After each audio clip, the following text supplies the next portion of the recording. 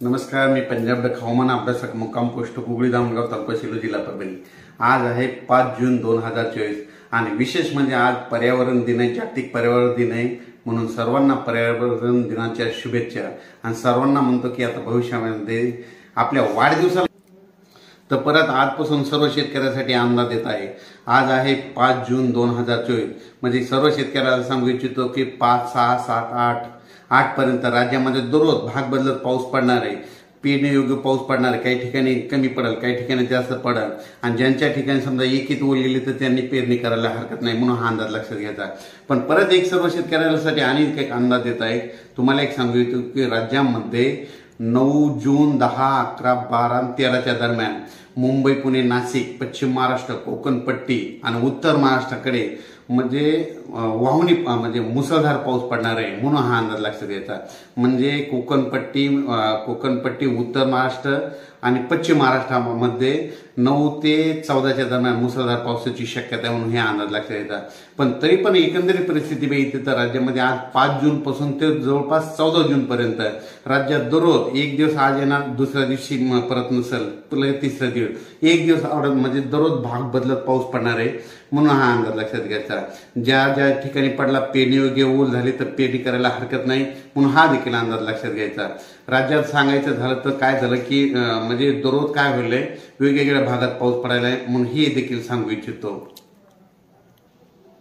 राज्यात 5 जून पासून ते 8 जून पर्यंत कोणत्या कोणत्या जिल्ह्यात पाऊस पडणार आहे, पण एक दररोज भाग बदलत पडणार आहे, म्हणून हे अंदाज लक्षात घ्यायचा। सांगायचं झालं तर सातारा, सांगली, सोलापूर, कोल्हापूर, तसेच उत्तर महाराष्ट्रामध्ये नाशिक, धुळे, नंदुरबार, जळगाव, त्याच्यानंतर संभाजीनगर, जालना, बीड, परभणी, तसेच लातूर,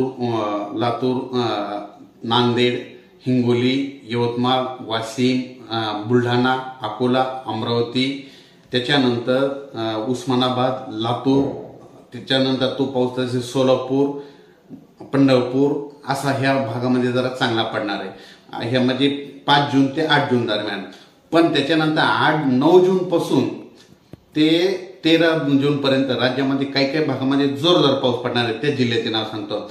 9 जून पासून ते 14 जून दरम्यान म्हणजे वडी नाले वाहतील असा पाऊस पडणार आहे। त्याच्यामध्ये जिल्ह्याचं नाव सांगतो, सातारा, सांगली, पुणे, कोकणपट्टीचे संपूर्ण जिल्हे, त्याच्यानंतर नगर जिल्हा, नाशिक जिल्ह्याला खूप पाऊस पडणार आहे, म्हणजे वडी नाले वाहणार आहेत, नदीला पूर देखील येईल। त्याच्यानंतर मुंबईला देखील अतिवृष्टी होणार आहे। मुंबईच्या जनतेने देखील सतर्क राहण्याचे म्हणजे 9 ते 12 जून दरम्यान सतर्क राहावे।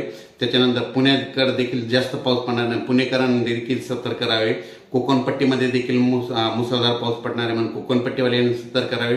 तसेच धुळे, नंदुरबार, जळगाव या भागात जरी जोरदार पाऊस पडणार आहे, वडी नाले वाहणारा पाऊस पडणार आहे। तो पाऊस नगरपर्यंत येणार आहे, संभाजीनगरपर्यंत येणार आहे आणि त्यात बीड जिल्ह्यापर्यंत येणार आहे, परभणीपर्यंत येणार आहे, म्हणून हा अंदाज लक्षात घ्यायचा।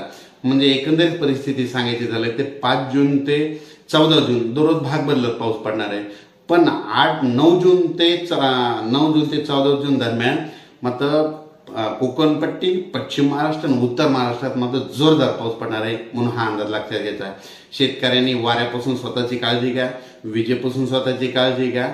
अचानक वातावरणात बदल झाला तर लगेच एक मेसेज दिला जाईल। पण सर्व शेतकऱ्याला परत एक माझी विनंती, समजा पाऊस पडल्याच्या नंतर जमिनीमध्ये एक ओल गेली तर पेरणी करायला काही हरकत नाही। जर 4 बोट ओल असेल तर तुम्ही पेरणीचा निर्णय घेऊ नये।